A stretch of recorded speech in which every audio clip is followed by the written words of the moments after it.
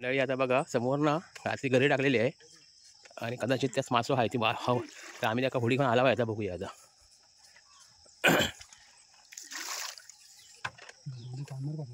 तो गाडीत बरोबर त्याका माहिती आहे बरोबर. इकडे बघा ही साव आहे तांत आहे. तर बघूया मासो खयचो येतो. पांडू आपले काढतात पांडू शेठ हा ती घेत आधी तो साव पकड साव पकडणे होडीत घे डायरेक्ट. हे बघा सावकाश हा हे बघा ती बघा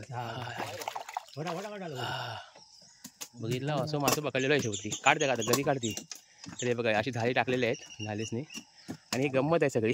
हे बघा सकाळचं वातावरण हा एक खडच गावलो आणि ही एक तांबोशी गावली. हे बघा म्हणजे असं काय ना काय केलं ना उद्योग आपल्या पोटापुरता भागता बरोबर ना. कमाल मजा आहे. कोकणात कोण उपाशी मरणार नाही लक्षात घ्या. जो कोकणात उपाशी मेलो तो बाहेर खाली जगूच शकत नाही लक्षात आला.